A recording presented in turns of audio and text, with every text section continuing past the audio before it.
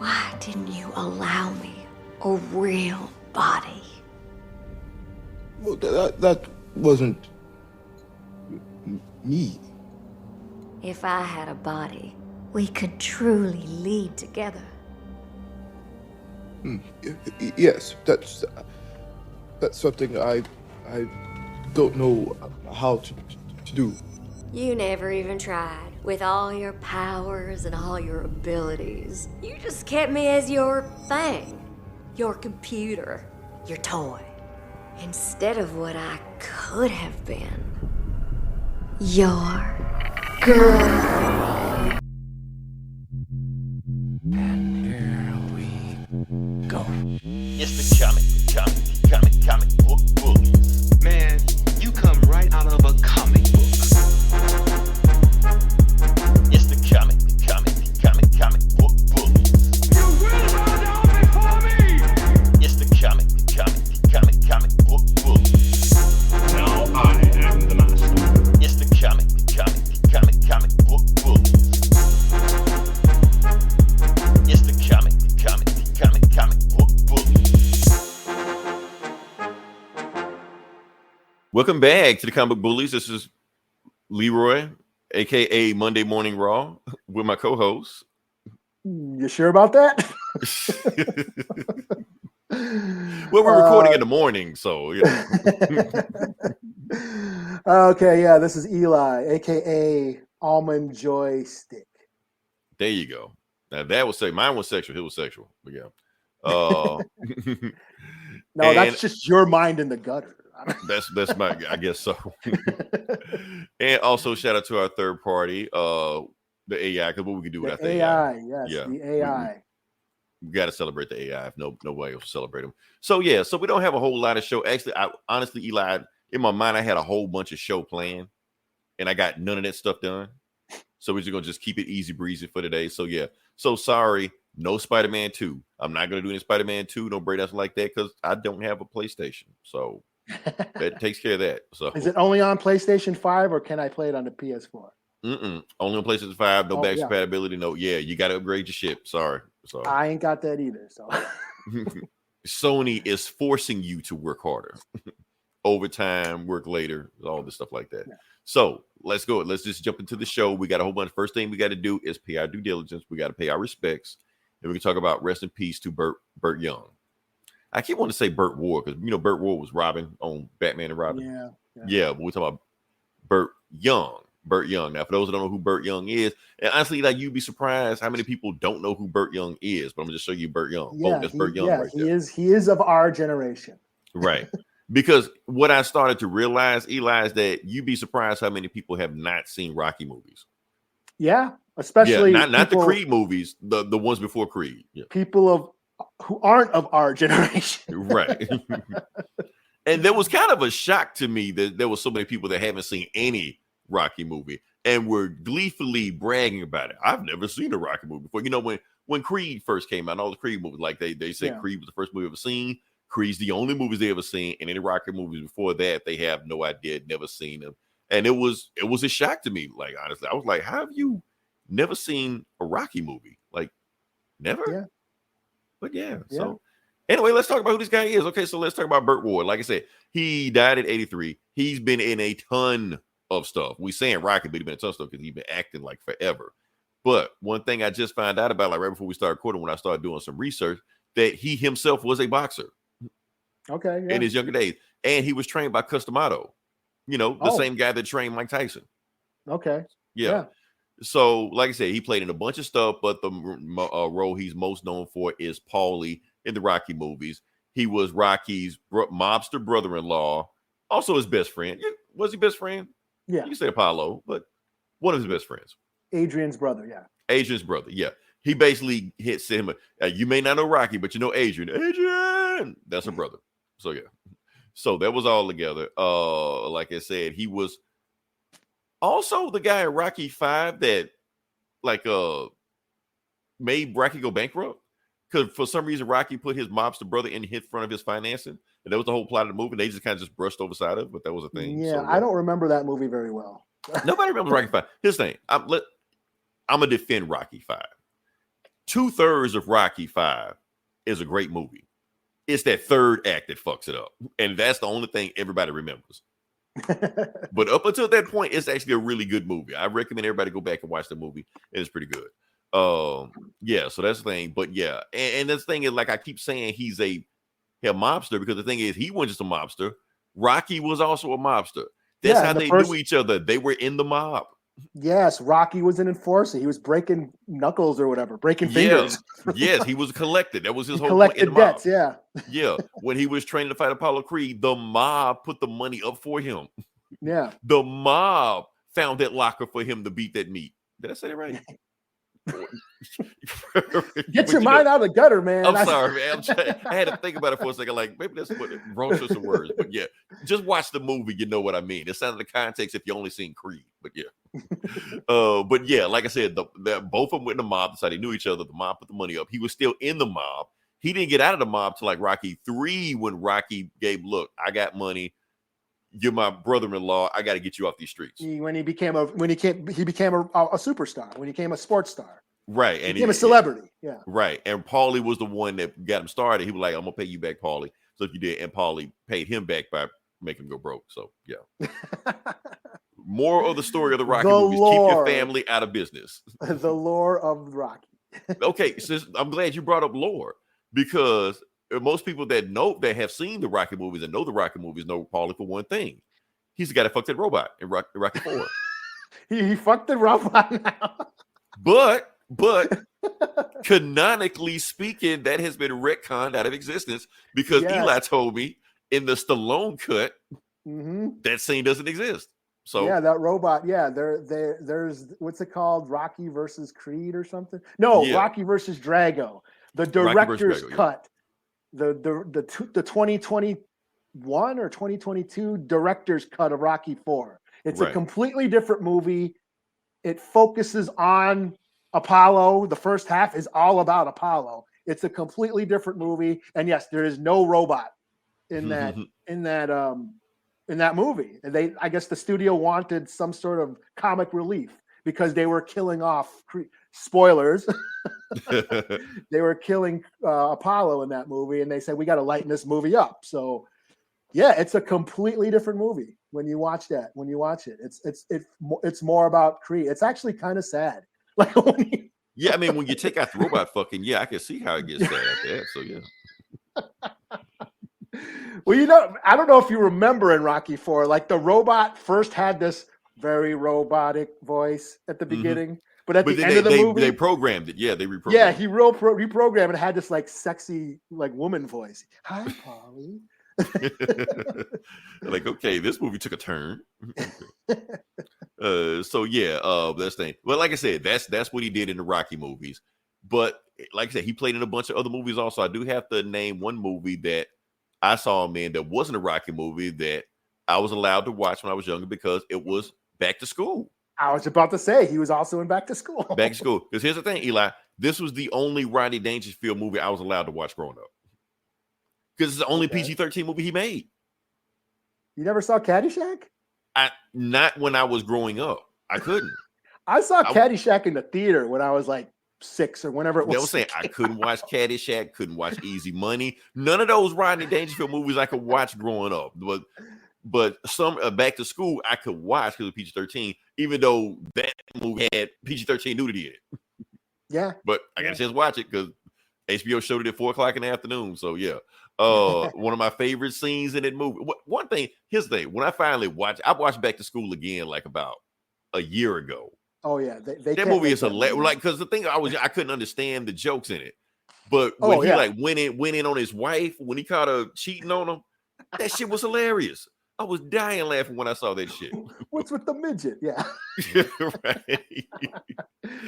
Even when he had Paulie, I know his name wasn't Paulie in the movie, but he said like, "Oh, I guess you're." It was violent. Lou. I think it was Lou. Wasn't it? I think his name was Lou. He was like, "Oh, you're gonna get violent, aren't you?" Like, no, I don't get violent. I get upset, and when I get upset, he gets violent, and he beats up the whole football team or some shit.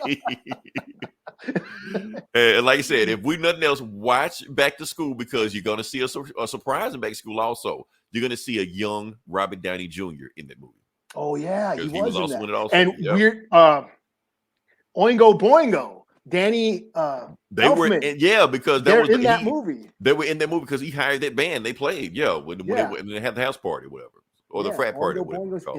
In the movie. Yeah. So yeah, shout out to Burt Young. Like I said, he lived a long life. I think his last Rocky movie was Rocky 6. I think he was in Rocky 6.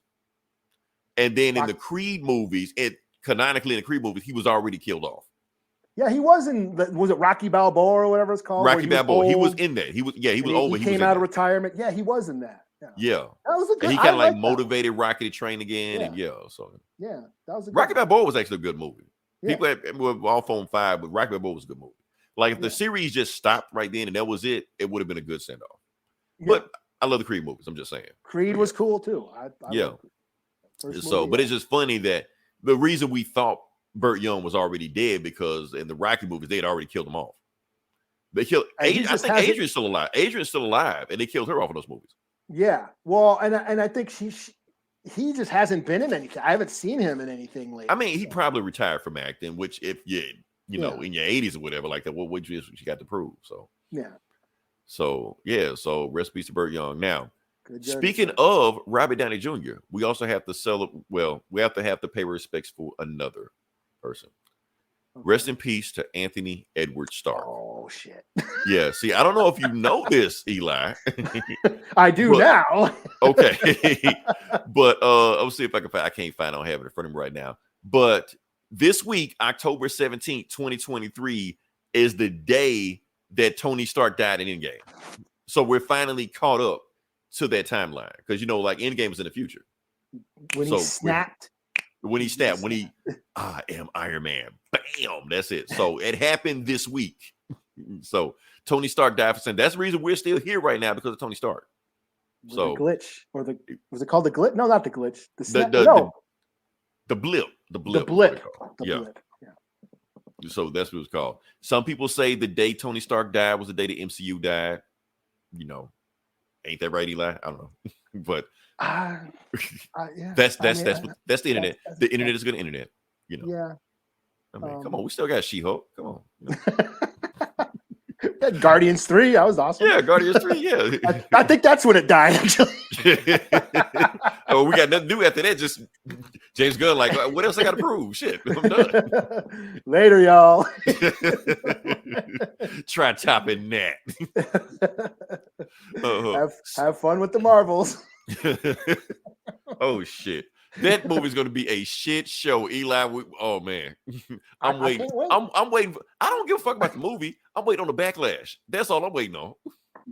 I'm watching. Fallout from it. I keep saying I'm watching for Monica. That's all. I'm just saying you don't have to watch. The fallout from the movie is going to be more entertaining than anything the movie will do. That's all I'm saying. Just sit back, relax, just watch what happens. That's all. Well, then there's this talk of Brie Larson thinking about quitting and shit. Because they keep shitting on her. I've heard a rumor. They keep shitting on her. Why would she come back? Yeah. And then they're going to be like, yes, we won. Woohoo. They are going to do it. But at the same time, okay, so if they won, why should that bother her? I mean, should she stay around just to fight these assholes that want to go on anyway? No. Fuck them. She got paid. She got her money. She's getting residuals, probably, I guess, so fuck them. I got my Marvel money. Get the fuck on. Do other shit. Mm-hmm. She don't have to fight with these assholes. And you got what is she doing? Civil rights or some shit? It's a fucking superhero movie. Yeah, she ain't curing cancer or nothing. Right. It's fuck you putting on superhero types and shit. Get the fuck out. You got your money. Go. Please. Yeah. So, yeah. And so, oh, speaking of Marvel, and this is a shitty transition. I guess we can talk about Loki. Yeah, you sure can talk about Loki. I can talk about Loki. I want to talk about Loki. The reason I want to talk about Loki because because we finally had an interesting episode where shit happened. So I guess since shit happened, I guess we should. Well, I can talk about it. So yeah. All right. So yeah. So main thing I want to talk about is we have the return of the most diabolical villain in the MCU right now, and also Kang. That wasn't a dig at Jonathan Major, but yeah. So he's finally back. He finally did some shit. He playing a Kang variant. He's playing Victor Timely. Victor Timely is a character in the comics, another Kang variant or whatever, but he's back. But my thing is this, the way he was playing it, he reminded me a whole lot of Clarence Williams III. The way he was just acting from Tales from the Hood. Tales from the Hood, yeah. If you watch this performance, it was like, this is very much like Tales from the Hood, man. Come on, man. You're not fooling Welcome to hell. But I guess he could fool the Disney people because Disney people don't watch those movies. They don't watch Hood movies, so they don't know. So he can get away with that. But yeah, like I said, he's as far as playing the Kang version like that, to me, he's 3 for 3. He's nailed every time. Yes, I'm sorry, fanboys. He was awesome in Quantumania. I know everybody wants to rewrite history, and now they want to say, no, he was awesome in Quantumania. Fuck what you think about that movie. He was awesome in it. He was awesome in that. He was awesome in the last episode of Loki when he played He Who Remained, and he was awesome as Victor Timely. Matter of fact, to me, he stole this show. I mean, I forgot Loki was in this shit for a while. Hey, Jake, who are you? Jake's in the house. What up? You've been on sabbatical, Jake? You've been finding yourself or something? It's been a while since we've seen you. He's been busy, man. He has a life. He has a life. I can't complain about that. Can you stay with us assholes? Good for you, Jake. Yeah, you can be stuck with us assholes with a podcast home. Welcome back. Yeah, once you thought you were out, we pull you back. Exactly. Oh yeah. So like I said, awesome performance on here. And not only was it awesome performance, he's playing 3 different characters of the same guy. It's weird, but it works. So that's the thing right there. But we're finding out that this show because now we're finally starting to see where the plot is going, that he's not the bad guy of this season so far. The real bad guy of this season is Miss Minutes. Eli, her plan is fucking clock or whatever. The clock, yeah, her plan is fucking bonkers. Here's her plan. She wants a body, like a real human body, so she can fuck Kang. That's her plan. That's what she wants to do. So, well, have you seen that, dude? Can you blame her? I guess so. She just complained because they feel it's like some backstory, like eons and eons. They just been together and they got to know each other, and he gave her like free will and autonomy, so she has her own thoughts, and then she slipped in, and I also have my own desires, and I'm like, okay, where is this going? I can see it. Like I might be cis and straight, but that's a beautiful man. Here's the thing, Eli, you're allowed one same-sex crush. You're allowed one. So. Oh well, shit. Well, then it's Jason Momoa or something. You can't. No, that's 2 right there. No. Now you're going over it. Now you're canceled. No, I'm sorry. I'll take Jason Momoa. You can have Kang. Whoa. I am or not Miss Minutes. Hold on. Oh shit. Oh man. All right. What were we talking about? Oh, okay. But here's the thing about Miss Minutes. Remember how we talked about how Jonathan Majors is problematic and canceled all shit like that? So apparently the actress playing Miss Minutes has also been canceled and now is controversial because Tara Strong, who plays Miss Minutes, I'm sorry, I had to post this picture. I know we're talking about, we have one free. I'm sorry. Tara Strong is, Anyway, what was he talking about? Tara Strong has also been canceled because apparently this whole Israel Hamas thing. Oh shit! Are we? No, we're not going there. I can't. I don't know. I'm sorry. Cancel me for not knowing about it. I don't know what the fuck's going on over there. I don't. But she tweeted what's always going on over there. That's what I'm saying. Can we talk about it? That's what I'm saying. Like, why are we getting upset now? They've been fighting for like thousands of years. Why is now any different? Is that controversial to say? Is that me or I don't know? Like what? I don't know. I'm just saying, like, why? I don't know. I'm saying I don't even know enough about it to even say that. So if I'm speaking of ignorance, then I just am. But I'm just saying they're always fighting over there. All we're gonna say, and I yes, my same. Okay, so Jake is your hall pass. Jake is your hall pass. I guess so. Well, okay, so no Jason Momoa. Sorry, he's out. Tara Strong's fine. Yeah. But my whole point is that Tara Strong tweeted about that over there. And peace. That's all we're gonna say. Peace. That's awesome. That's awesome. But here's the thing, Eli. Can I say? We need peace. We're gonna say peace, but I'm gonna say another fucked up thing about that also. Okay. Well, there we go. There we go. Okay, let me go. So that way it's just on me. I'm not going to say anything really fucked up, but I'm always saying that anytime like we get something in the news and there is a point to make, it feels like if you go against the opposite end of that point, you're automatically canceled. I don't even know who to root for in this thing right now because I know so little about what's going on over there. But whatever it is, she said the opposite of what you're supposed to say.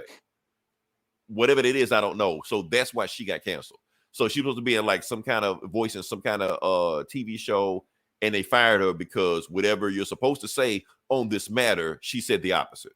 Because there's always a right and wrong point in opinions for some reason, even though opinions, like I said, my band director always said, opinions are like assholes. Everybody has one. So you can't have a right or wrong opinion. Opinion is an opinion. But they always want you to have a right opinion. So whatever it is that you want us to say, she said the opposite. And that's why she's canceled. So about yeah. Jake, we're too smart. Here's one thing, Jake. I realized I can say whatever the fuck I want on this podcast until I clip it. When I clip it is when we get fucked up. Yeah. I mean, if we had more numbers, we would have been canceled already. Exactly. That's the whole point. Yeah. That's all I gotta say about that. So yeah. Awesome episode of Loki. Just watching Jonathan. It's just good to see Jonathan Majors on screen again. I know the guy's problematic. I know he may or may not have done some fucked up shit. But one thing we can all agree on is that the dude can act his ass off. Watching his acting in this episode is like, oh shit, yeah, that's why Marvel threw away all their plans. Like, just put the whole stage 5 or phase 5 on him. Because he's just that good. If he could just stay his ass out of trouble, Marvel be back on track. And Miss Menace also, she's also awesome. But Tara Strong fine ass can keep her ass out of trouble. So I don't know. Yeah. Marvel always just fucking up. That's all I know. Yeah. So. Oh well. Internet gonna internet, Internet gonna internet. So anyway, that's all I gotta say about that. Now, since we've been bashing Marvel for the last 30 minutes, I'm going to throw it to my esteemed colleague Eli. Because now we're going to talk about what we normally talk about for at least about the month of October. Oh. Eli's House of Minute Mayhem, Tales of Terror, Thrash of Dreadfulness, Murder of Mayhem. I don't know. I forgot what I called it. I just called it something. Super happy-go-lucky. There we go. Yeah, that. Jubilee. Hour of Jubilee. Now, I don't know if you have a background, Eli, but if you don't have a background, I'm going to put Clarence Wiggum third. But, hey, that works. Oh, that works? Okay. Let's see. Let me get... So, you be in the shit. You be knee-deep in the shit. The doo-doo. Okay, so since it's spooky season, what I've been doing all month is basically highlighting a couple movies every week to basically get me in the mood for Halloween season, for spooky season. Movies that I like to watch during Halloween season. And this week's pick is Sleepy Hollow. Tim Burton. Oh, what? Okay. The Tim Burton? Yeah, Tim Burton's Sleepy Hollow. I've heard of. Okay. Yeah, this might be my favorite Tim Burton movie besides Batman. I'm going to say Batman. Beetlejuice? Yeah, I like this better than Beetlejuice. Beetlejuice is cool. I'm not shitting on any of these other movies, but I love... Beetlejuice is cool. That's blasphemy, man. You sure you're 80s, baby? You sure you're not a... Hey, I saw Beetlejuice in the theater, y'all. A Gen Zer? Can I hold on? Let me talk about something. I'm sorry, Eli. I'm going off sidetrack and stuff like that. I gotta say something. Okay, so I was watching TikTok. I was perusing TikTok the other day, and like I said, my TikTok feed is nothing but like ass shaking and twerk videos. That's pretty much all about TikTok. That's all mine. But here's the thing: every other video, I was watching some ass twerking and some shit like that, and all of a sudden, you pop up on there. Oh, really? Yeah, not shaking your ass like that. I'm just saying, whatever video you have just popped up on my TikTok feed. I'm like, and it freaked me out. Like, what the fuck? Like, it scared the shit out of me. You had to pull your pants up and shit. Oh shit! Boner killer. Eli's hairy ass face. So every time you can pop up and scare the shit out of me, like, oh shit! So since you're there, everybody follow Eli on TikTok. He's not twerking, not shaking his ass. It's just TikTok. So follow him on there. Yeah, I don't do much. I've like basically filmed some live shows and because it took me what, because anytime I see somebody that I know on my TikTok, it freaks me out. Because we just seeing like famous people I don't know, but when I see people I know, I'm like, what the fuck you showing up on here for? But yeah, I've done a couple of those like blind rankings where you rank like Star Wars and like I think horror movies and shit, or like metal music, and I've done a couple of those things, but I don't spend a lot of time on there, or don't I'm like, post a lot of boo, shit. get back to the ass shaking. No, Yeah, basically. That's what I use it for. Is yeah.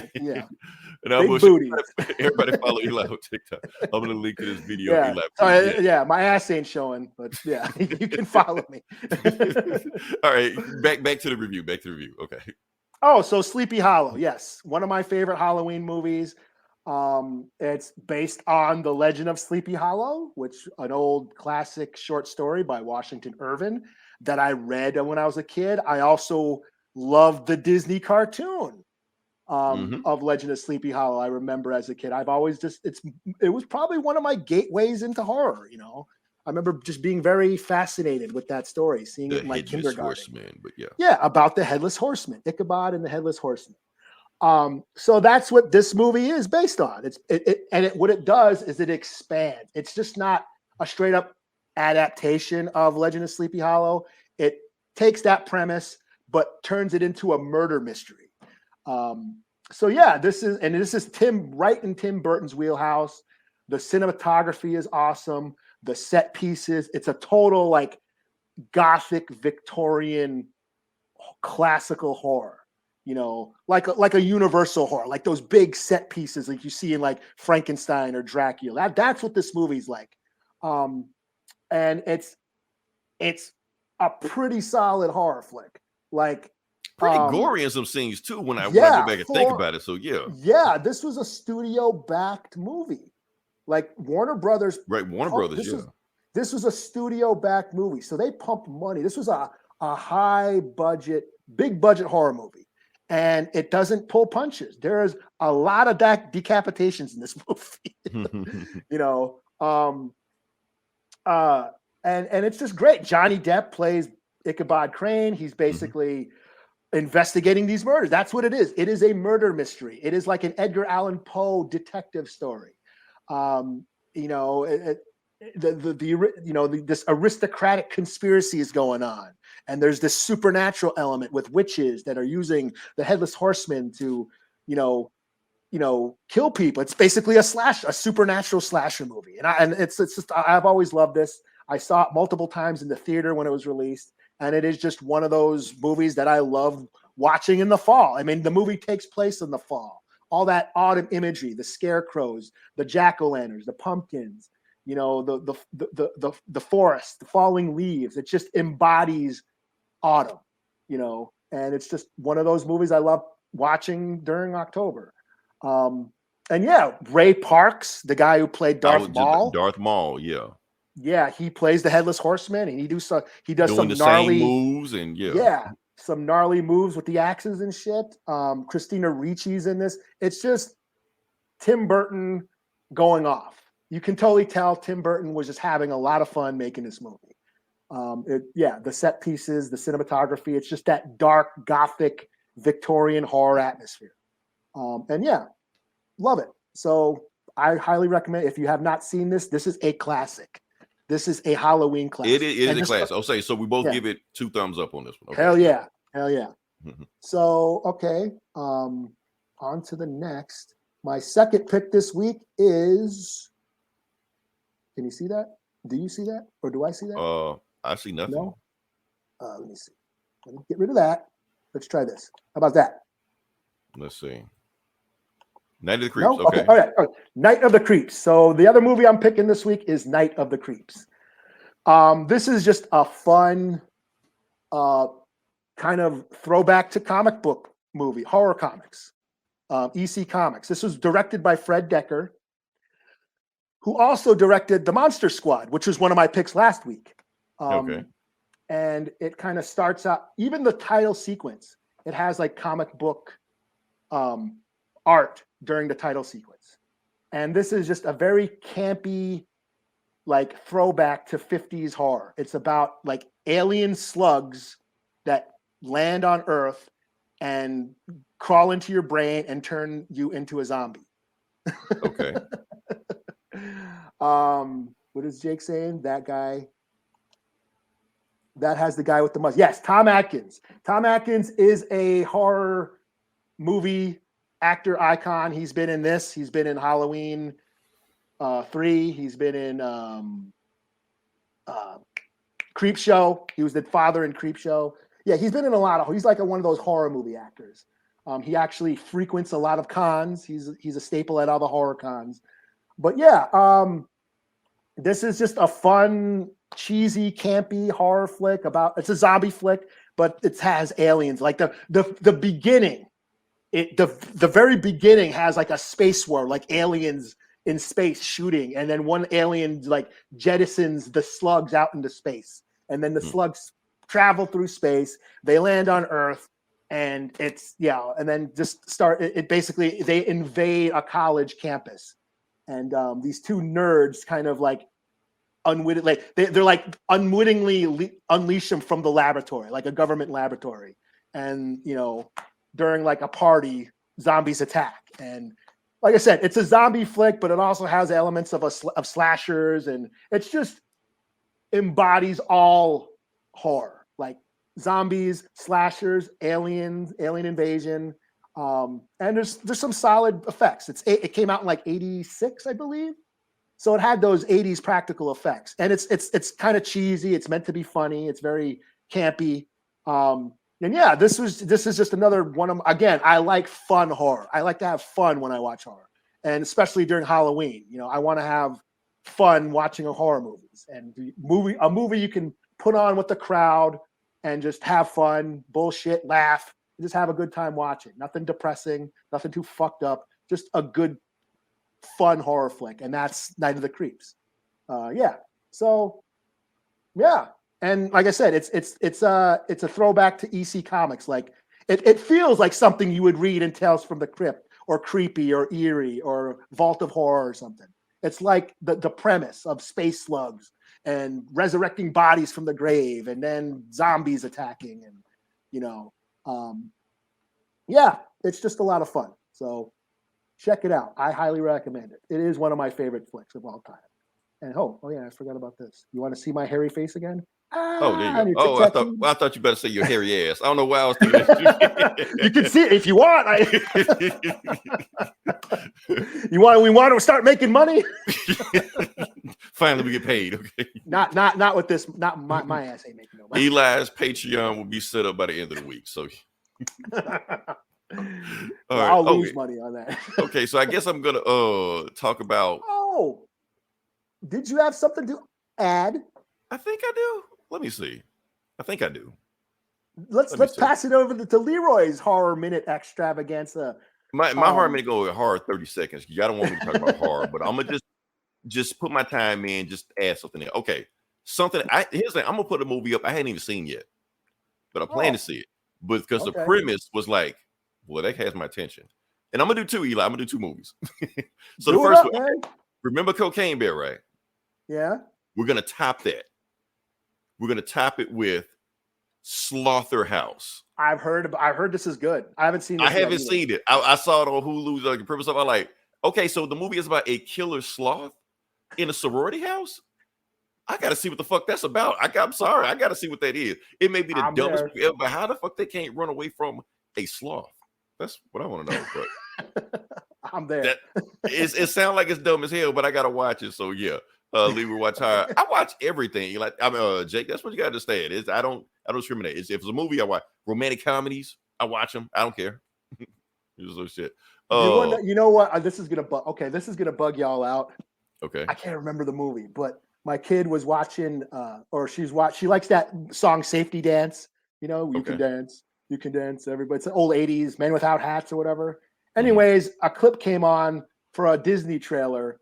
On Disney, it was a teeny bopper prom movie, and I saw the trailer and I had that song on there, so my kid kept watching it because she likes that song. So then I saw it on Disney and I threw it on, and I watched it, and I think I kind of enjoyed it. What the hell? Eli has been Disney-fied. He's prom something. Prom. I'm not saying it was great. Getting money on this podcast to promote Disney, and I don't know about it. I'm just saying. That Disney horror movie was awesome. I'm losing my metal cred right now by saying I watched this prom movie about the prom and shit. But I was like, I was rooting for the kid. I was rooting like, come on, man, the girl's into you, man. Go, you know. You can never say you too middle for that shit again. Yeah. Eli's a Gen Z-er TikToker now. I watched it with my kid. I'll say it was my kid. So you get a pass that. You get a pass with that. Yeah. So now if I sit up there and watch Disney horror movies for myself, like, this is just scary enough for me. What was it, Halloween Town or some shit? You know, just scary enough for me. Mr. Boogity. Right. Can't go past that, you know. That being said, Eli, now you're going to shit on me with my next pick. Okay. I set myself up for that. But yeah, because I've already seen you review this movie. I got to talk about it. Okay. Okay. I saw a horror movie this weekend. All right. Totally killer. I saw. Oh yeah. You hate this movie, and honestly, I know why you hated this movie.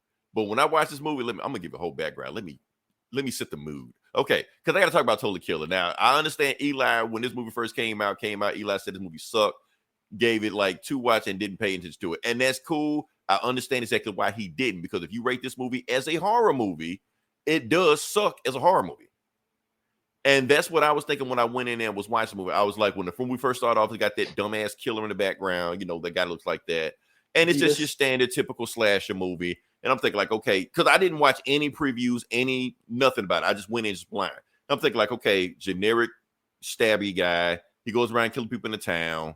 He's back killer. And I'm pretty sure they're going to have some kind of social commentary at the end of the movie to justify what makes this slasher movie different from every other slasher movie. Okay, let's just get through this 90 movie and get done with it. But then somewhere in the movie, somebody just blurts out, hey, you want to time travel back to 1987? I'm like, wait, what? Because I was about to fall asleep on this movie when they said that shit. Then I said, like, oh, okay, that don't make any fucking sense whatsoever. Let me see where this goes. So yeah, so the girl time travels back in 1987. It's basically Back to the Future. She time travels with her parents. She meets with her parents. Her parents think she's a lesbian and think that she's trying to sleep with her the whole time. So that shit is funny like that. Just interacting with her in the 80s because she's Gen Z, interact with them, talking about how 80s weed was weak and just people just acting weird in the 80s. Like when that dude threw her down and just burped at her for a second. She's like, what the fuck is wrong with you? Because I remember people doing that shit in the 80s. So it's like, yeah, so you take some Gen Zers. Unwanted touch. Unwanted. I'm like, oh yeah, this shit is dumb as hell, man. Yeah, so you throw some Gen Zers back in the 80s, it is going to be like throwing them in a different planet. It's a lot of shit to have. Like when she says she caught the killer, stabbed the killer, got the killer's blood, gave it to the police. I have his DNA right here. You can catch him. They're like, DNA what?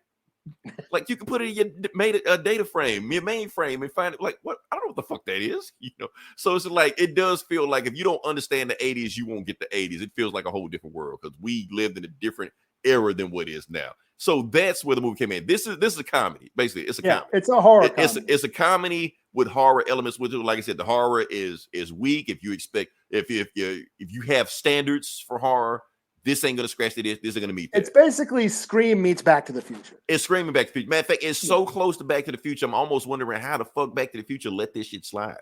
Well, this is those. I think it's Blumhouse, and they've been making that Freaky. Yeah. Which I loved. I loved Freaky. What, Vince Vaughn and I love that movie. I loved Happy Death Day. I love those movies. Yeah. That's like Groundhog's Day with Scream. Yeah. I love that. So when I saw the trailer to this, I was like, oh, that looks fucking great. I can't wait to watch it. And yes, those movies are, Happy Death Day and Freaky are horror comedies too. This it was the comedy that I didn't find that funny. Like it had its moments, but I wanted them to push it more. I wanted to, Now let me put a disclaimer out. This is not a 5 out of 5. Probably won't be on my top 10 by the end of the year. I'm just saying for the moment I was watching it, I was entertained. Because like I said, you saw the trailer. You have to take it. I had no expectations. I just I basically clicked it and just watched it. So yeah. I just clicked it and watched because honestly, I had no idea about the time travel. I had no idea. I was waiting for this to drop. This was like one of the movies I was waiting to see. Yeah. Amazon. I can't wait till this weekend. I'm gonna watch that shit. And I watched it and I was just like a little disappointed. It didn't hit for me as much as like Happy Death Day or Freaky. It just wasn't that funny for me. It had some funny, but it wasn't ha funny. Okay, I agree with you. Like I said, you had expectations, I didn't. So I found it a little lackluster for me. Yeah, because I literally it had its moments. It had its moments, but it was. Yeah, it was Back to the Future meets Scream. That seems to be the thing that they're doing. They're mishmashing movies these days. You know, sometimes it works. Like I said, I love Freaky. I love Happy Death Day. This one, not so much. This I mean, when you just, take Back to the Future and Scream and put it in one, like on paper, that doesn't make any sense whatsoever. Yeah, I wish they pushed. I wish they pushed that humor more. You know, like the Back to the Future 80s, humor, the 80s humor. Like, so getting loaded, this guy's life preserver, like all that at a time. You know, man at or woman at a time shit. Yeah. You know, I wanted more of that, and yeah, and it just I think in the middle it got a little slow for me, and of course the kills were a little right. Like I said, the horror part was the worst part of the movie. So yeah, all right. So basically, here, anybody listen to this podcast, I don't know what to tell you. Eli don't like the movie. I like the movie. Watch it at your own peril. Like it. It's been getting good reviews. A lot of people dig on it, so it's hitting for some people. For me, maybe I just my expectations are too high. Yeah, you know? Because like I said, I loved Freaky. I didn't think I would like Happy Death Day. Just the fucking title alone sounded stupid, and I ended up loving that movie. You know, and the sequel. Yeah, basically, we have covered our bases. So no matter what you think about this movie, we have covered your bases. Happy Death Day 2 is basically Days of Future Past meets Scream. Well, like Terminator or some shit. That's all it is. Days of Future Past is Terminator. Well, you find out why she's in this time loop, why she keeps living. Like the first one's Groundhog's Day, you know, where she keeps living that day over and over. Yeah. And then in the second movie, they figure out why she's doing that because, you know, some Reed Richards type of shit. Oh, okay. But that movie was cool too. And it's funny, it's cheesy, and then the gore is just so over the top. So I think that's what it is. It pushes that extreme kind of comedy, but also pushes the extreme gore where you just laugh whenever, you know, blood just fucking splats all over. Right. The horror comes from, the comedy comes from the horror. So yeah. Yeah. You know. Yes, and speaking of Cocaine Bear, that's what I wish. I wish they leaned like Cocaine Bear was so. It was so over the top, but yeah. So. Yeah. Like I wish they leaned more into like when the horror did hit, it was cool. I just think that they needed more of that. They needed more like splatter. Now I'm glad you said that because let's go back to Slotherhouse. Yeah. I do have to put a disclaimer up, Eli. It's PG-13. Oh. Because that's the thing. Because I was excited for the movie, then I saw PG-13. I was like, oh man.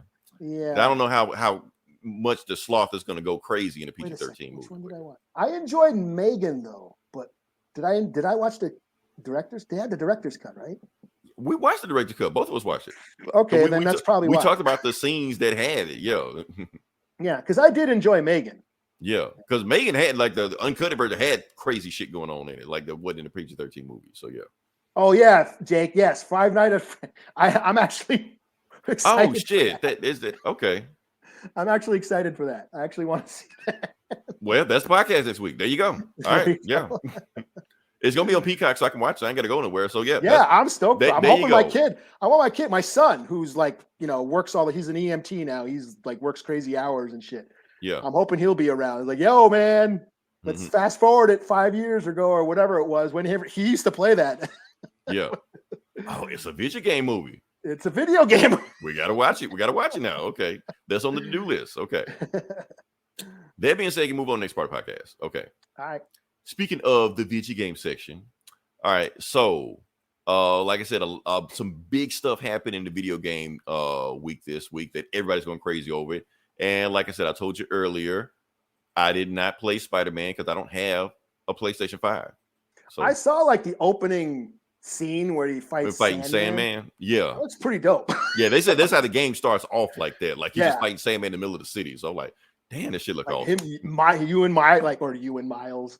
Like Miles and Peter like team up or whatever. Yeah, he like grabs one of them and like throws them across the city, and they like catch themselves between buildings and whips up back. I'm like, okay, the game starts off like this. The game's like nuts, you know.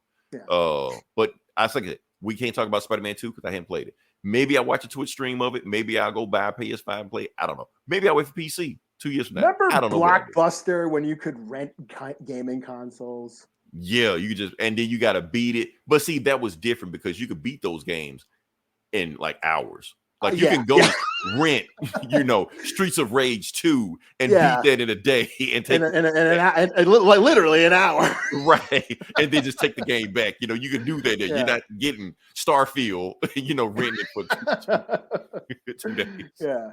Oh, shit. With that being said, I'm gonna talk about what I did play. I did play Forza Motorsport. Now, before everybody clicks off, I am gonna review it. Or click off. I don't give a fuck. Do what you want to do. I am going to spice it up a little bit because not only did I play Forza Motorsport, because like I said, it's on Game Pass, so I didn't actually buy it. I played on Game Pass. But not only did I do that, I also bought a racing wheel. No shit. Look at the you. G923. I bought a racing wheel for this game. So I was like, yeah. So is it the good one? It's not the Gordon Gartrell. It's not the Gordon Gartrell. I did my research. I went into it. I looked online, found out what's the best one to get. I was like, okay, so this is a good entry level wheel. So this isn't $1,000 wheel like that. I tell you how much I paid for it. I paid $300 for it. Fuck it. I mean, and I may play it for more than just for it. So this may be the game. $200 more. You could have been playing Spider-Man. Now you just killed my review right now. Like you just brought me just back down to reality just like that, What? You didn't play Spider-Man? With your dumb ass. Jake playing Spider-Man too. Hey, Jake, jump on. Give us a review. Give us a review of Spider-Man because nobody on here playing. We're too broke to play Spider-Man. We're not too broke because I dropped the ball. But I'm gonna talk about Forza. Now, I'm gonna talk about Forza. Go ahead, throw it on there. Okay. Now the thing about the game, and like I said, I actually recorded myself. Yeah. Eli, I've been doing this video all week. All right, man. That's what I'm saying, because I know everybody's ready to click off on as soon as I say a racing game, but I'm actually let me switch to full screen. I'm gonna get there you go. Get Okay. So now what I was talking about the game. Okay, so let me talk about it. Like I said, you got Forza, you got Gran Turismo. What's the difference? There is no difference. It's Coke and Pepsi. You got to be like a hardcore racing nerd to like really know the difference between those two games. But the main thing you need to know is that they're simulators. So it took me a while to get used to the wheel. So fuck Forza. Let me review the wheel. The wheel took some getting used to. When I first got it, this is like my third or fourth race. So I still got some learning to get with this wheel. When I first got it, I kept running off the road and stuff like that. Couldn't stay on the wheel because I couldn't get used to it. But the more I started getting into it, you have to like lean your weight and shit. Yeah, I had to lean into it, stuff like that. And then like the wheel makes it more immersive. Okay, so when sometimes when you oversteer and you kind of like going around a corner and the tires get locked. Well, the wheel gets locked when it happens. So if I'm going and I can't turn, the wheel stuck right there, and I didn't know that, so I'm like trying to turn the wheel, and the wheel's not turning, and I'm just flying right off the road and shit like that. So I had to get used to it. So the more I did that, I started getting used to it. You bump off the road a little bit, you might lose control a little bit. Somebody bump into you, lose control a little bit, and you see how wobbly my table is. The table's so wobbly that if I do like a hard crash, is that a TV tray? It's a TV tray. Fuck it. I just like, let me just grab a TV tray and just screw it on and like attach it to it. Just some. Don't worry. If I get into it, I'll get the whole setup, the clutch and the whole bed and all this like the gaming chair, all this like that. If I want to get into it, I'll do all that. Right now, this just to get me going to see what it's like. So yes, I got a dinner tray and tied it to it. But the thing is, the force feedback is so strong, if I like crash and wreck, the TV tray falls over. So it's like like really wrecking. Yeah, because the force feedback is so strong. Like if I try to turn it, it won't turn. If the wheel locks up, I gotta like be right on the road, race with it, So it made it more immersive. You can like feel like the wheel rumbles when you're driving, when you're off the road, like rumbles some more, but you like feel it when you like really cruising, it kind of cools down. So like you really feel it. So the wheel was worth it. I know I spent like a shitload of money on what I could be playing Spider-Man right now, but the wheel is worth it. So it's having fun playing. I haven't raced online, anything like that. I'm trying to get a feel for it. Maybe I'll start beating my own time. Oh, man, get like that motherfucker. See, man, I love Road Rash where you can just take out a crowbar and hit the guy.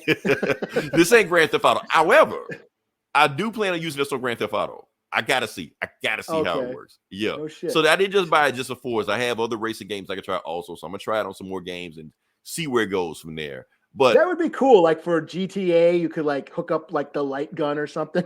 Honestly, that'd be like too much multitasking right there. You're driving the wheel, and then when you get out the car, then you grab the light gun, and then you start shooting people. Get back on the wheel. Like that's You got to put on the VR set and get up out of your chair and go. Right. That's a little bit too much. I'm fine the level I'm at right now. So yeah. So like I said, but here's the thing, Eli. I'm playing this game. I'm having fun with this game. That's the point. So why the fuck am I playing Starfield? That's my thing. I'm like 10 hours into Starfield. It's not fun. I hate this fucking game. Meanwhile, I'm playing Forza. I'm like, I'm actually having fun. I remember what it's like to have fun playing a video game. Yeah. So yeah. Hey, then on top of that, Fat T is like a month into Starfield, and he swears it's the best game of all time. And if it is, more power to him. I'm not gonna knock it. I'm pretty sure it is. I'm to the point now. Well, I feel like it's not my game. But the thing, I can just jump into this, have fun. NBA 2K is doing a free trial right now. Have fun playing that. So I'm like, why am I wasting my time playing a game and not having fun with when I got all these other games I'm having fun with? Hey, I'm playing. Xbox didn't have VR, so yeah, I'm playing Tekken bowling, man. I'm having fun bowling with knocking over Heihachi pins and shit. Tekken bowling is fun, yeah. When the new Tekken comes out, I will play that. So yeah. Yeah, so, I'm probably gonna get that new Tekken because I'm having. Yeah, I bought the last Tekken just because it was on sale. I'm like, this is fun. I'm having fun. I might splurge. That might be my Christmas present. Is the new Tekken. So. There we go. So that's my review. Hopefully everybody didn't leave. Hopefully I was able to let everybody know about Forza and the wheel stuff like that. Like I said, Forza is Forza. If you play Forza before, you know what Forza is. You're either in it or you ain't in it. That's all I can tell you about that. So yeah. Yeah. Can we move on to the next part of the podcast? Yeah, sure. Okay, gotcha. All right. So this is Comic Bullies. We talk about comic books, and Eli, I'm gonna let you jump into it because you do have more books than me this week. Did I? I read so much, and I didn't. They're all just okay. I spent a lot of money this week, and most of them were just okay. Got to do better, Marvel or DC or Titan or whoever. Like this one. So I will start out with Justice League. I was gonna get this, but you said it sucked, so I didn't get it. So that's why I was kind of waiting to see what you said about it. I think you might have liked this more than I would have. I mean, I'm not into Godzilla like that. Well, this wasn't a Godzilla book. This is just a Justice League. Oh, well. So that's why. Okay, so this is the Justice League versus Godzilla versus Kang #1. And it's basically a Justice League book. The monsters don't show up barely at all, just in the end. So basically starts out, Superman's getting ready to propose to Lois. And he's just doing all, he's just doing, he's, hanging out with different Justice League members, doing superhero shit, and just having conversations with everybody about proposing to Lois and how he never goes on vacation and blah, blah, blah. And of course, Bruce Wayne tries to talk him out of it because he's a dick, and I already banged Lois. Why are you trying to go back? It's just Superman, soap opera shit. But then meanwhile, the Legion of Doom, they break into the Fortress of Solitude, find a mother box that allows them to portal into another Earth, a separate universe, a separate Earth where they go to Skull Island, and then they find Kang and Toyman. Okay. Wait, which Toyman? The Asian one or the fat white one? I think he was the white guy. Okay, all right. Yeah, so Toyman finds some amulet, one of the crystals inside the Fortress of Solitude that basically can make him control the monsters. Mm-hmm. And so he's like, oh, okay, I am going to control these monsters. So we cut back to the scene that we've been seeing in every comic book for the past month or two, where that preview, mm-hmm. where Superman they're having dinner with Superman and Lois are having dinner, and he's about to propose, and then you hear the rumbling, and then he looks and he sees Godzilla coming out of the water, and this is a job for Superman. So this panel, that is the last page to be continued. Oh, bullshit. Yes. Okay. Yes, that's what I'm saying. That's what I'm saying. Like all the hype, and I'm a Godzilla fan. I was really looking forward to this. So to have just kind of a sort of, you know, ho-hum Justice League story. I mean, even like I said, it's Superman proposing to Lois. The Legion of Doom were like basically a sitcom. You know, they're all like bantering like Full House or some shit. You know, there was some moments where they on Skull Island where they kind of fight those skull things. What are they called? The Death Riders or whatever they're called. I forget what they're called. Those like snake things with the skulls. There's like a couple scenes with that.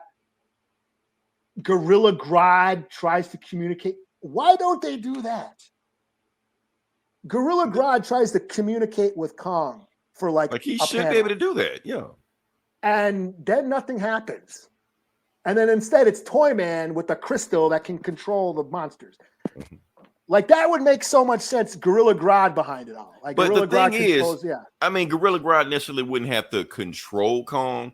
He could just show how smart he is, and Kong be like, "Oh, well, okay, I'm gonna just follow you." He does. He kind of views Kong as like a god. Like, wow, look at this ape. This is like a god ape. Okay. So he's like impressed. Like Gorilla Grodd is impressed with Kong, but Kong's like barely in it. He's like on a page.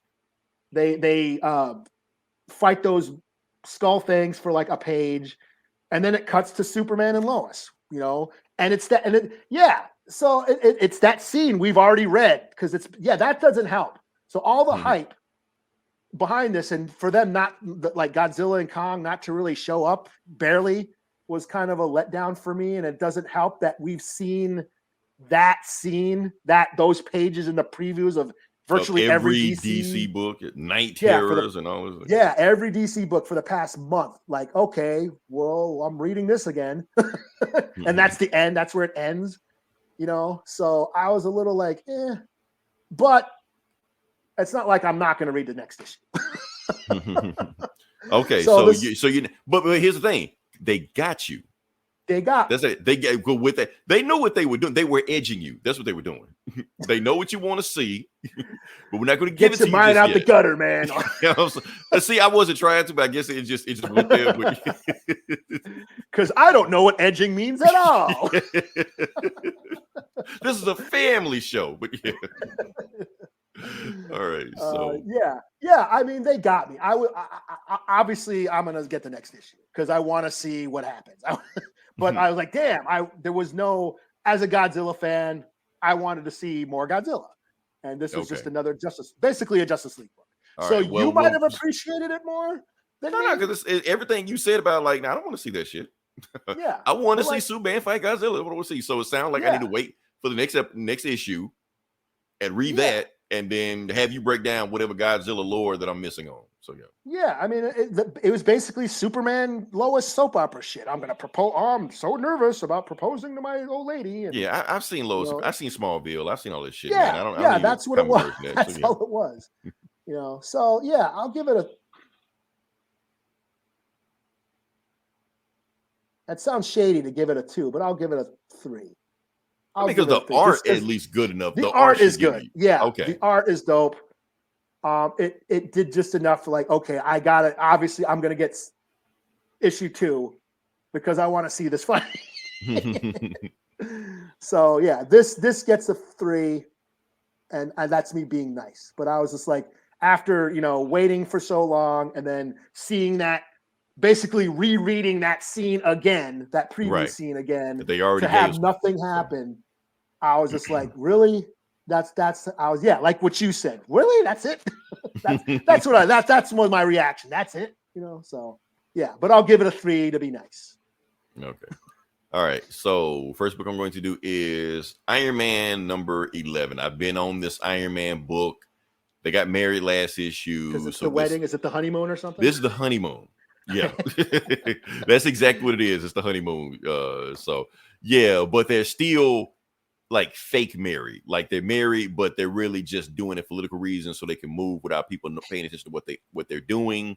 So yeah, so you got Tony Stark. His wife's name is Hazel Kendall, who is in disguise Emma Frost, the X-Man Emma Frost. So let's get to it. See what we got. All right. So Book starts off with Tony surfing with the dog in Hawaii because that's where they are. They're on their own honeymoon, and they're just doing their thing, taking selfies and everything. And then Hazel Kendall, aka Emma Frost, says, "Are you ready to get it on? Your armor." So he throws on the armor because this is really a secret mission. They're just in Hawaii because it's close to Krakoa. That's why. And the thing is, he's going to Krakoa to get something, and he's giving Emma some special glasses that the glasses let her see what he sees. So she sees herself through him right now. So that way, when he goes to Krakoa, she can kind of guide him. Okay, go here, get what you need to get. Because he need to get some Mysterium. And Mysterium is on Krakoa right now. So that's the mission. So it goes to Krakoa in his invisible Iron Man suit. That's the only Iron Man suit he's got right now. And he goes underwater because he's trying to avoid the Stark Sentinels. Because they catch him, he's screwed. So he just takes the stairs because it's a secret way in there that Emma knows to get to him. So she just goes away to the White Palace, which is my personal space. And you go up there, and that's all the Mysterium you need right there. So he goes up there. And Orchis has a talking gorilla. They just do. He's been showing up in these books a bunch of times, but they never explain them. But now he's here. So Iron Man goes into Emma Frost's room and sees it there. And while he goes to that box, the box that has Mysterium in there, that's when the talking gorilla shows up behind him and smacks the shit out of him. He was like, "Iron Man, I thought you quit. I thought Orchis retired you. Well, it's gonna be good you're here." And he knocks him into Emma Frost's lingerie cabinet because he got her bra on the top of his head. He blasts him. Of course, he dodges him, smacks him, and Emma Frost, "I told you they got some smart monkeys over there." So, and then he bear hugs Iron Man. He was like, "Now I get to kill Tony Stark." He's like, "You're not gonna kill Tony Stark because I'm not Tony Stark. I'm somebody else." And he unibeams him, knocks him out of there. And the monkey's just like, "Oh, I thought Orchis said that you were smart." It was like, "No, because I'm not Tony Stark. So they told you wrong." So, and then basically Tony Stark beats him by punching him and blasting the ceiling above him, and it falls on him. He tries to grab him before it falls on him, but the monkey like smacks him away and shit, and it falls on him and kills him. So that's it. So like, oh, I go about my business. So he goes there, grabs all the Mysterium that's in there. He grabs all the Mysterium that's on Krakoa, and he also sees a book written by the Stepford Cuckoos for Emma. And he was like, "I'm gonna bring this book back to you." He like, "Don't bring that book to me because if Hellfire Club finds that book, they're gonna out me that I'm really a mutant. I'm really Emma Frost because I'm in hiding right now. So just leave that book and let it gets destroyed with the rest of Krakoa." And he grabs the whole box that got Mysterio in him, goes invisible, and just walks right at the front door because ain't no more killer monkeys to stop him. So yeah, it flies away. We go to the Hellfire Club, and he goes down to Emma Frost's sex dungeon. He like, okay, time to go to work because his laboratory is behind Emma Frost's sex dungeon. That's where he keeps all this stuff. So he goes there, and that's where he made all the Mysterium that he found on Krakoa. He turned it into a cane. He's like, okay, I'm going to put it to test and find out what's going on. So he takes Mysterium, and he takes it first to Carol Danvers, Captain Marvel. She got a whole new suit like that. She's trying to even bend it. She can't bend it. You're like, okay, that's test one. And then he goes to Doctor Strange. Doctor Strange can't even lift it with his magic. The Mysterium is magic proof. So he's like, by the hoary host of Hogwarts and all stuff like that. Oh, and also that the Stepford Cuckoo's book that Emma Frost told him to leave behind, he left with Doctor Strange. He was like, "I'm gonna leave it with you right now. When all this mess is done, I'm gonna give this to my wife when it's done." And then he's called Spider-Man. So he took a spotlight and made a silhouette of Electro on there and called it the Sinister Signal to get Spider-Man to come to the top of the tower to come find him. He was like, "Ha, very funny, Tony." And Tony's just like, "Look, I got a science experiment I need you to help me out with." Tony like, and Spider-Man's like, "Thank you. Y'all never called me for science shit. Y'all always call Reed, T'Challa, Blue Marvel, but you never called me. I got a science background too, just like they do. So what do you need?" He's like, "Okay, I need you to close your eyes." They're like, "Okay, your eyes closed? Yeah, okay, cool." Bam, smacks him in the shin. You're like, "What the hell you do that for?" He's like, the reason he did that because he wanted to see if Spider-Man's spider senses would go off before he smacked him. It did go off. He's like, "So what the hell did you hit me with?" He's like, "That's all I need to know." So now he has a magic-proof, unbreakable thing that even beats Spider-Man's spider senses metal that he can turn into an Iron Man army. And you're going to use that to take those things down. to be continued on Ironheart's in that book. So yeah. So that's what's going on. Like I said, that was the honeymoon book right there. Kind of a filler book. They had like a guest artist in this one, but basically it's building up to Iron Man. Basically, Iron Man's turned to an X-Men book. Basically. So yeah, it seems like. Yeah. All right. So what you got next? What's the score? What do you do? 3.5 out of 5 because it was a filler book, but you know, it did enough breadcrumbs to move the plot forward, which is what you want out of a filler throwaway book, you know. So okay, cool. All right. Well, my next book will be Hack Slash Back to School #1. And this is my book of the week. Okay. I love this series, Hack Slash. Because it was gone for a while, wasn't it? Yeah, it kind of comes and goes. Tim Seeley's been busy, but so Zoe Thorogood, she did the art, but did she write this too? Because Tim Seeley, this is one of his creator-owned series. And it's a horror book. It's basically a girl who and her mutated sidekick, they hunt slashers. Let me see. I'm trying to see if she wrote it. Sorry, unprepared. I should know this. No, story and art by Zoe Thorogood. Okay. You know, Hack Slash created by Tim Seeley and Stefano Caselli. So, yeah. And this is Hack Slash, it's a horror book. Cassie Hack, she is a girl whose mother turned out to be a slasher and was like killing kids and shit. And she ends up killing her. Okay. Yeah. And then she teams up with this like mutated ogre type guy named Vlad. And they go around, they travel the country hunting slashers. Like Jason, Freddy. They don't hunt Jason and Freddy, but those type of killers. Jason, Freddy, Michael Myers, Leatherface, horror movie slasher villains. And that's kind of that's all it is. It's, and this comic has been going on for a while. They did crossovers with Chucky. There's like Hack Slash versus Chucky. They've had Army of Darkness. They crossed over with like the Chaos, like Lady Death and Purgatory and stuff, Evil Ernie. And so, yeah. But like I said, I've always loved this book. It just, like I said, it basically establishes slashers as villains. That slashers like Jason or Freddy or Michael Myers, Chucky, they are driven by some supernatural force. This comic establishes those rules that slashers are killers that cannot be killed unless you hack them up or whatever. That's what she does. She goes around the country hunting down these slashers. And so this book is this is the new story arc, but it's kind of like a prequel. So it's a younger Cassie, and where she kind of joins a school full of other girls who are slasher hunters too. So it's got that sort of New Mutants, or Doom Patrol, Teen Titans type of feel, like the teenage superhero squad type of element going on, but only they're hunting slasher villains. And so yeah, and basically there's something going on where little kids are murdering their families. Something's making little kids murder their families. The beginning of this book is gnarly as fuck.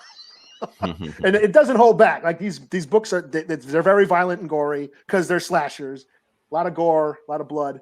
But yeah, she meets up with this older woman who is a slasher hunter, and she brings her back to this academy. I can't remember what it's called. Let me see. It is the Hunters for Hire Darla Ritz's Academy for Girls. That Darla Ritz is the older woman who's taking in all these. She's like the Professor X, taking in all these wayward teenage girls who have been through who have all survived a slasher. They're basically a bunch of final girls on a team, And that idea is awesome to me. So yeah, that's all this is. She goes to the school. Her and Vlad go to the school, and she's sort of learning the ropes. And they're trying to figure out what's making these this something is making these little kids kill their family. So, and it's happening all over the world. So that's what they're going to investigate. They're all going to team up and go fight this new slasher villain. So yeah, this I've been waiting for this. I remember them announcing this during Comic-Con or something. So I've been actually waiting for this book, and it didn't disappoint me at all. You know, it had solid gore. I love these characters. I love her. I've always loved this series. It's one of my all-time favorite comics. I think it was on my top 5 when we did the top 5 with the top 5, yeah, and it just came out around the time.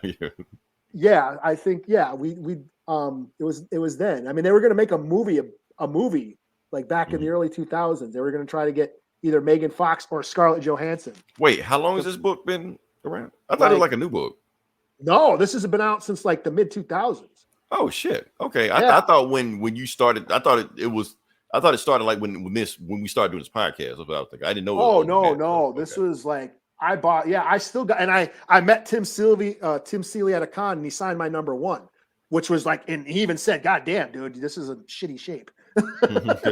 You must have read the shit out of this, because it was in pretty bad shape. Because I love that series, and he talked about the movie and how it almost got made. Like they were actually scouting locations. There was a script written, and he wanted it to be like an MCU of slasher movies. You know, like he wanted Cassie Hack to not only like fight Chucky or Freddy, but he wanted to like incorporate like My Bloody Valentine and Maniac and all those obscure 80s slasher movies, and the Bates Motel and all that stuff. So yeah, they were thinking that Scarlett Johansson was one of the women they were looking at to play Cassie Hack, and like this was before the MCU. So who knows how that would have happened? But it kind of the movie fell through, and kind of heartbreaking. But I say, hey, you know, with Terrifier 2 and all the horror coming back, this could make a comeback. I say let's make hack slash movie a thing. Hashtag. Yeah, hashtag hack slash movie.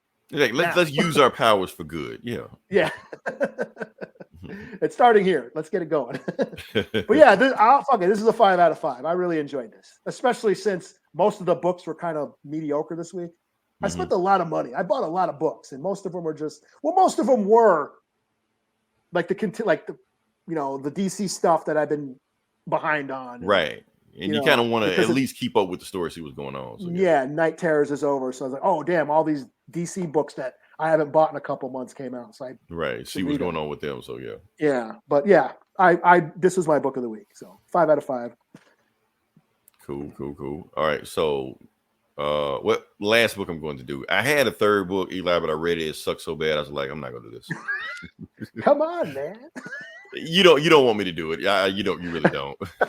It'll be your honorable mention or dishonorable mention. It'll be an honorable. I'll talk about it briefly, but you don't want me to talk about it. But yeah, I'll talk about it. All right. So honestly, you don't want me to talk about this book I'm about to do right now. The book I'm about to do right now is Catwoman number 58. Oh shit! I gave up, man. Let me find out what happens. I'm a masochist, man. I gotta know. So. Yeah. They got me at this point, so let's see what's going on. So basically, okay, so what's going on right now? This is part, I don't know, whatever of Gotham War 5, I think. Yeah. Part 5. It's a continuous story, seeing what's going on. And basically, Catwoman, last we left off with Catwoman, she found Bruce on top of some roof, and she basically looking for him to find out what did he do with Jason Todd, because Jason Todd went missing. So she's hopping off the roof like Spider-Man or some shit, you know, and she finds Bruce, and Bruce is fucked up. You know, Remember, he fucked up all the Robins, left his damn flesh and blood son for the police, you know, and he's just losing it right now. And Catwoman's like, Bruce, what the hell? So she knows he's fucked up. But then all of a sudden, he just starts crying in front of her when nobody else around. He just sees that when he cries it all out, puts the mask back on, he's back to business. Just like that. Okay. You can't be doing this shit. Get your people off the street. You can't do that. Like, fuck all that shit, man. Where the fuck is Jason? What did you do with Jason? And you like, you don't want to know what I did with Jason. And before they get into it, they got fire bombs bombing all over the city. They're going to say what happened in the city later on. But basically, Firefly is bombing the city all over the place. But since Catwoman took his goons, he's just going to start bombing everybody. Just don't give a fuck.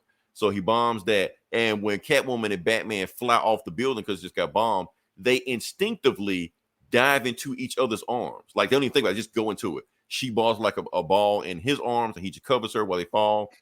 And boom, they hit. But he made sure he protected her, and she knew he was going to protect him. And that's when they was like, okay, we got time to right. We got time to make no more Robins right now. We got to save the city.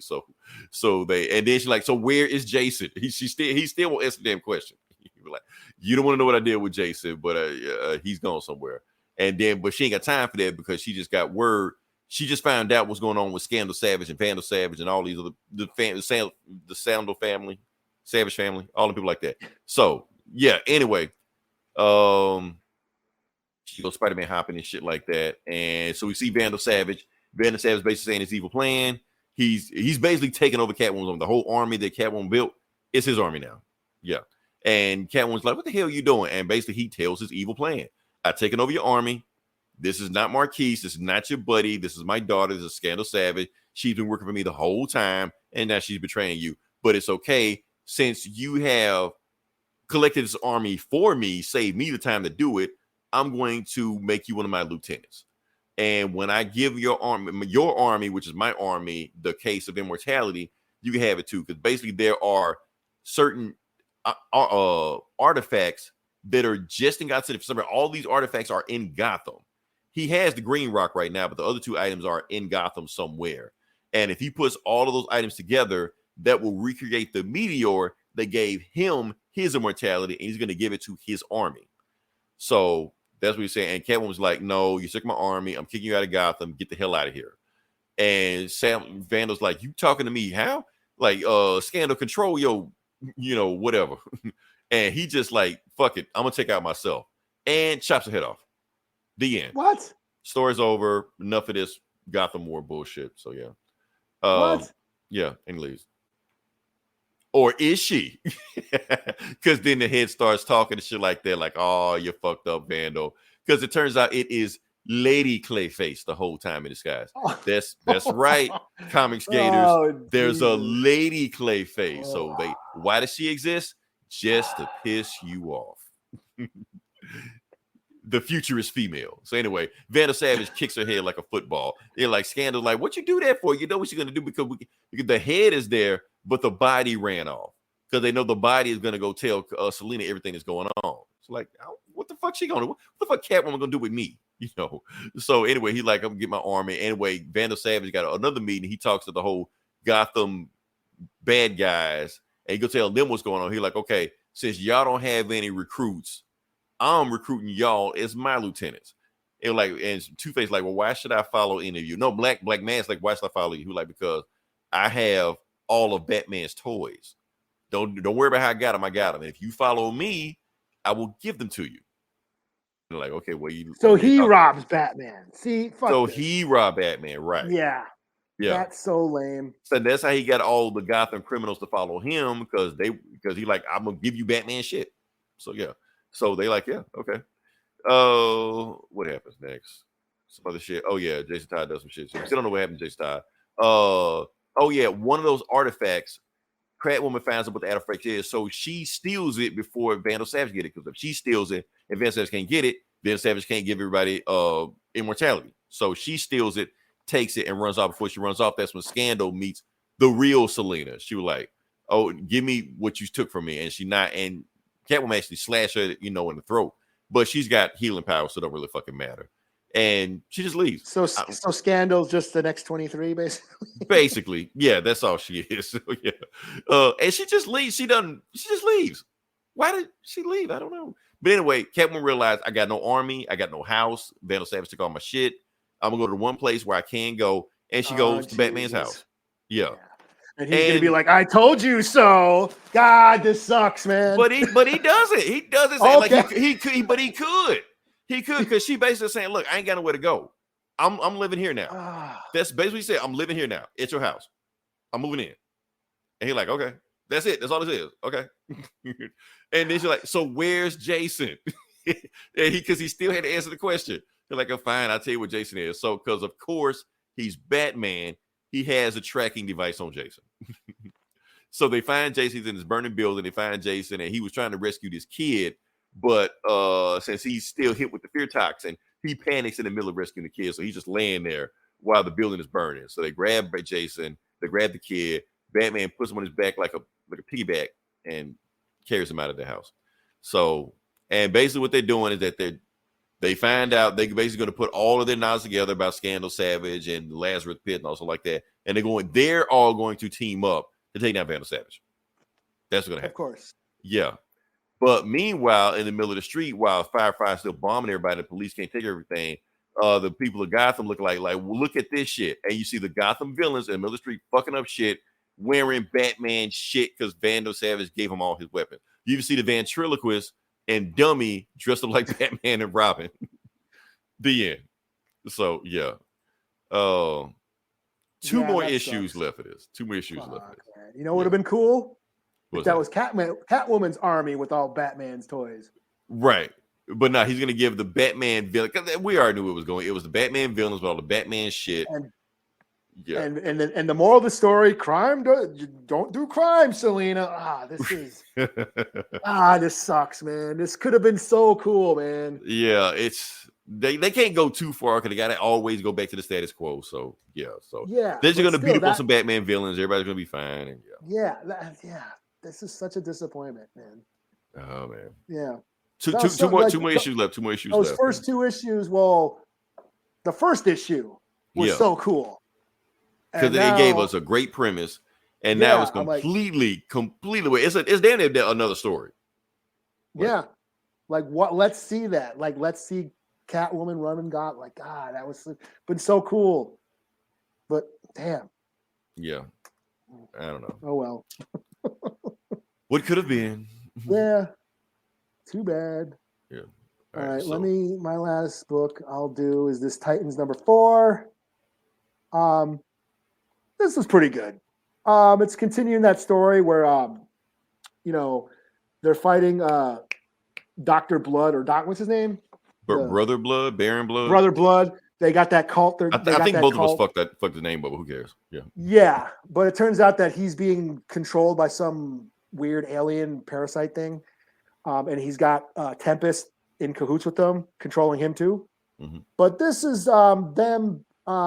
So Garth or Beast Boy is, they're basically trying to hide the Flash. So we're back on that. Remember, Flash is trying to figure out who killed him. He got killed in the future, and now he ran back in time to tell everybody, "Hey, I'm going to die." So they're trying to figure out who killed him, and they basically put him on Mars. There's a hideout on Mars, so he can hide and not get killed. But it turns out that so while they leave, I forget her name. This chick, she's at the Titan Tower all by herself, and Tempest comes in. Oh, you're by yourself. Oh yeah. The Titans are on a mission. Okay, good. And then that parasite comes out of his mouth and goes into her. So that's kind of where it ends. So that's basically all that happens. It's just them, trying to hide Flash while figuring out who killed him, who's the one who shot him, and then this whole Brother Blood cult thing taking over the world, or doing shit.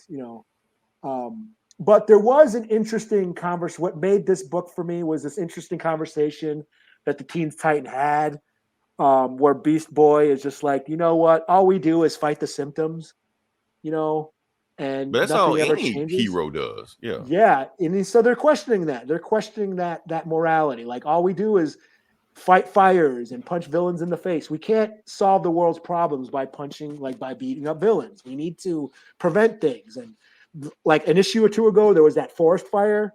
He's like, yeah, we stopped the forest fire, but the forest still burned down. Like, what can we do? We have all these powers. What can we do to actually make the world a better place? Like, we have all these powers. That's what I do. That's simple. Yeah. So they're like, well, let's help reforest, like basically replant the forest. So they go there to replant the forest. And of course, that corporation that burned it down is there with their super soldiers. And then they fight. So they have a battle with them. And while they're doing that, that's when they're like, hey, we need to get Flash out of here before he gets killed. And that's when they basically take him to Mars and shit. So that's where it ends. But no, this was interesting. You know, it was fun. I mean, it was kind of a filler book. Not much happened, but yeah, it did have that nice conversation, the little insight into superhero lore and their motivations and stuff like that, which I did appreciate. So this was a 3 out of 5. You know, Tom Taylor still doing good shit. So. Yeah, okay, cool. Anything else you got?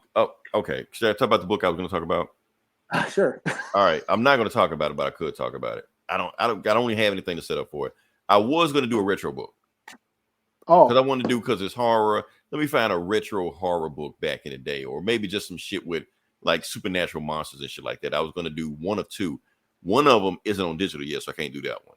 The second one I was going to do was Amazing Spider-Man 13, when he fought like the lizard doing that inferno demon shit. Oh, I don't remember that.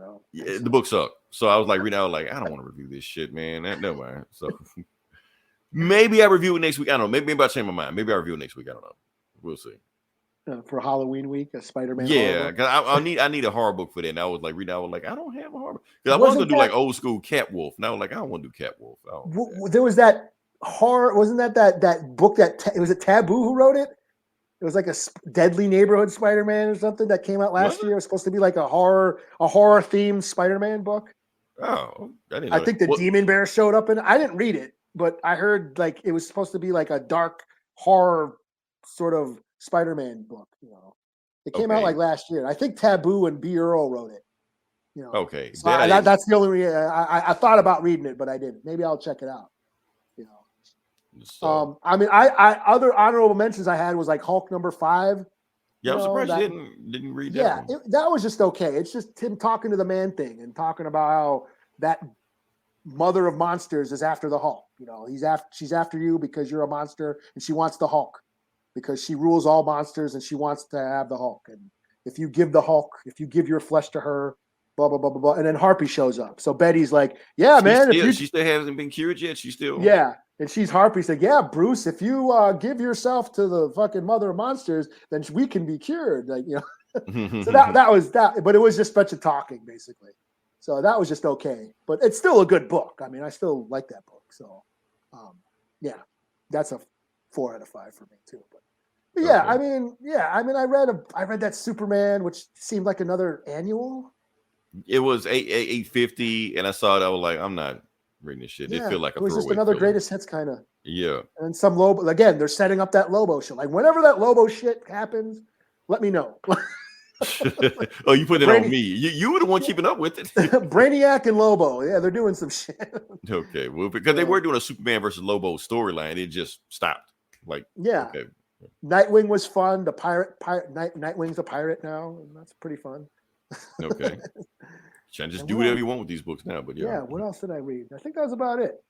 Yeah. Then I reviewed these. You know. Yeah. So. Oh. Is it Wonder Woman shit? Wonder Woman Day? We're talking about Wonder Woman? Okay. Yeah. Okay. So we can talk about Wonder Woman. Okay. So this week, October 21st, was the 81st anniversary of the creation of Wonder Woman. So yeah. Like I know 80. It sounds a little bit better, but 81 was this one. So they call it Wonder Woman Day. Like I said, why didn't we did a whole podcast about Batman Day? Like we just stopped everything and just did Batman Day. Now we could have did it on Wonder Woman Day, and that's saying that Wonder Woman don't do numbers and Wonder Woman don't attract a lot of attention. We could have did that, but honestly, Eli, the reason I didn't do that is because I didn't want to draw in like the wrong crowd. Because if we do Wonder Woman, you're gonna get two crowds that we don't want. One, the pro-feminist crowd that think all we do is just talk about just Captain Marvel and Wonder Woman and Dazzler and some shit like that, and they think we're just about that. And when they find out we're not like that, and we say weird fucked up shit like we did about the Tara Strong shit, then they ghost us, and then they're like, okay, these people are not what we thought they were. So that's gonna piss off people. And the other people I didn't want to get bothered with it is those weird, you know, body pillow hugging, you know, mouth breathers, you know. The dudes with the anime profile for the Facebook pic, I didn't want them because we know if we start talking about Wonder Woman, that's the first thing they're gonna do when they show up and look. And I was like, I don't want, because I just want to just talk about Wonder Woman. I don't want to talk about how high she is and top 5 hottest Wonder Women and what big titty actress you want to be the next woman. I don't want to talk about that shit, man. I just want to go talk about the character like we did about Batman, you know. Yeah. But we know we can't have those conversations with Wonder Woman. So let's just not. Well, and to be honest, I'm not that big of a Wonder Woman fan where my knowledge is enough to fill a whole show on Wonder Woman. Right. That's right, because we don't have enough. We can fill a whole show up with Batman. Both of us can do that. We would do that separately. I could go over here and talk our half about Batman. You can go over there and talk another half about Batman. Two completely different podcasts, and we can fill that shit up. We can't do that with Wonder Woman. Yeah, I can't say I'm the biggest Wonder Woman fan. I'm not. I don't dislike her. I loved her movies. Even the second one, I didn't think was the travesty everybody said it was. Oh, but didn't you know the second movie caused 2020 caused COVID? I know the second movie ruined the world, I guess. Right.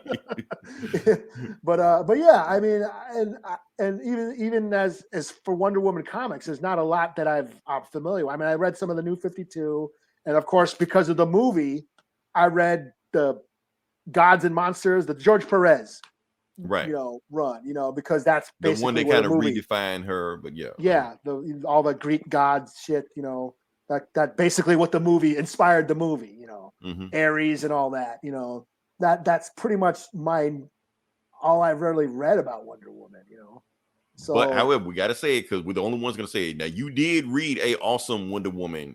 Oh, book, yeah. Dead Earth, Wonder Woman, Dead Earth by Daniel Warren Johnson. I loved. Yeah, that was awesome. Wonder Woman fighting monsters and shit. Yeah. Just let you know, we're the only podcast that's going to recommend that book. Yeah. When you talk about Wonder Woman. Yeah. Wonder Woman wakes up 100 years in a post-apocalyptic Earth and has to fight giant monsters. It's fucking awesome. There you go. So that's our book. That's our book. Yeah. Read that. Happy Wonder Woman's Day. Go read Wonder Woman Dead Earth. That being said, we're going to fade out with Linda Carter. Just doing that. I know I talk bad about those guys, but at the same time, Linda Carter is going to be Linda Carter. So, yeah. That's my Wonder Woman. That's how I grew up to know Wonder Woman. So, yeah. Yeah. We're of that generation. I do. We are of that generation. What's funny? They got fan casting. What's that chick? That chick, Isa Gonzalez? I don't know her name. You know who I'm talking about? Oh, from she was in Godzilla, like one of the Kong movies or whatever. Was she? Probably. I don't know. Yeah, okay. Yeah. Anyway, she commented on Wonder Woman Day. Oh, she did. That's what she did. She commented. And everybody like, oh, she's next Wonder Woman. That's next Wonder Woman. Like, no, nobody said that. Nobody said that. Anything like that.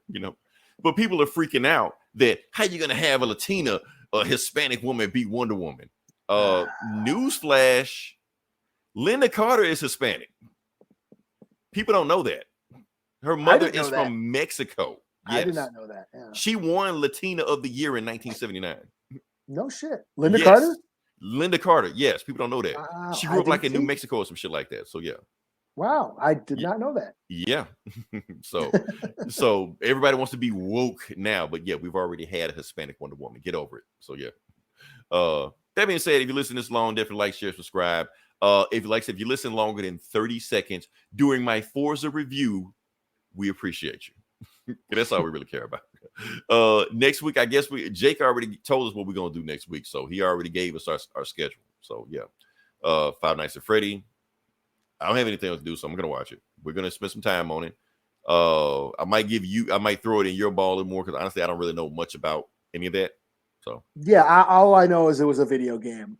That's all I know. I never played it. I've never seen it. I just know it is a thing that exists. That's it. Yeah. Kids loved it. My kid loved it. So maybe I played it between and do a review on something like that. But yeah. Anyway, we're getting closer and closer to Halloween. So appreciate everybody checking us out. We're doing good numbers. The last episode sucked.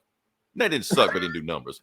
But the one before that, we appreciate you showing up because you did numbers on that one. So yeah. But we'll catch y'all next week. Until then, this is Leroy. This is Eli. And this is Linda Carter running one more time. Wonder Woman. Word up, man. You know what I'm saying? So I'll be telling these niggas, man, shit in the game, man. Shit Tell them, real, man. Let them niggas know, man. You know what I'm saying? Shit's definitely real, boy. Yeah. Trying to get this loot anyway. Hey, yo, Queens get the money, long time no cash. I'm caught up in the hustle where the guns go blast. The fool retaliated, so I had to think fast. Pull out my heat first, see, pull out a seat last. Now who the fuck fuck you niggas living to this day. I'm trying to tell these young niggas crime don't pay. They looked at me and said, Queens niggas don't play. Do your thing, I'll do mine, kids stay out of my ways. Type hard trying to survive in New York State, but can't stop till I'm eating off a platinum plate. Po comes around and tries to relocate me. Lock me up forever, but they can't deflate me, cause having cash is highly addictive, especially when you used to having money to live with. I pour a step back, look at my life as a whole. Ain't no love, it seems the devil done stole my soul. I'm out Philadelphia, Selfia, P's not helping ya. I'm trying to get this Lexus up, plus the cellular, yo big noise. What up, cousin? I can't cope with all these crab niggas trying to shorten my rope. Yo, it's the R.A.P. E-R-N-O-Y-D. Niggas can't fuck with me. Coming straight out of QB, pushing the infinity. You ask, can I rip it constantly? Mentally, definitely, to the death of me. Come and test me, trust me. Nigga couldn't touch me if he snuffed me, so bust me. You gonna have to, cause I'ma blast you. My lyrical, like a miracle. Ill spiritual, I'm born with it. I'm getting on with it. And I'ma have it till I'm fucking dead and gone with it. Cause I'm a what? Composer hardcore. A lyrical destructor. Don't make me buck ya, cause I'm a wild motherfucker. You know I flow, you know my stilo. Even pack my gap when I go to see my P.O. Jump out my hoopty, pass my gap in my loopty to my shorty. Against my P.O. Try to troop me to the island. I know if I start wildin', flipping on niggas walking around with the nice gold medallions, but she didn't violate me, so I escaped. See, back to Queens, pumping the fiends, making more cream. Know what I mean? I'm a natural born hustler. Won't try to cut ya. Pull out my phone and bust. There ain't no time for fake jacks, cause brothers dead fake jacks can lay you on their back. The streets is real, can't roll without steel. I feel how I feel, cause I was born to kill. Do what I gotta. They ain't a decent meal, brothers are starving. But trying to find a job, son, it's all about bargain. So don't be alarmed when we come through. We supposed to, if you opposed to, get your face blown, dude. Off the map, cause I react and chat. A brother was a blessing wealth, so I act like that. Drug dealing, only messing shorties that's appealing. I'm frontin' all the world once I start four-wheeling. Cause back on the 41st, I be doing ride. Sippin' in your J, getting bent all night. You who that? I never seen him in my whole life. Step to his business cause it's only right. Ho ain't around, so I grab my pound money. Retaliated, so I hit the ground. My life was on the line, gotta hold my projects down. Can't see myself getting bodied by a clown. Ass nigga that ain't even from my town. Hit him up in the chest, now he's laying me down. Jetted up from under the benches, I started hearing sirens. I stopped firing, they cut ass like a diamond. Jetted to the crib piece, what a relief. Stashed the heat, then proceeded to peep. Out the window, call my son, yo son, we got beef, but no question. Money had a problem, so I solved him. I got my mind on the stick up, now it's time to get paid. Thinking of ways to take food already made. There's crime in the air, ain't no time to be afraid. Give me yours or get laid. Give up the goods and get sprayed. I got lots of love for my crew, that is. No love for them other crews and rival kids. All them out of town niggas know what time it is. And if they don't, they need to buy a watch, word up. Caught up in the crossfire, get they self hurt up. While I be sipping gin straight in a plastic cup on a park bench on 12th Street. My whole crew's famous. You tried to bust your gat and keep it real, but you nameless. First of all, slow down, you on the wrong route. Let me put you on your feet and show you what's it all about. The street life ain't nothing to play with. No jokes, no games, kid. For years I've been doing the same shit, just drinking liquor, doing bids, extorting crackheads, and sticking up the stick-up kids. Stick-up kids. Stick-up kids.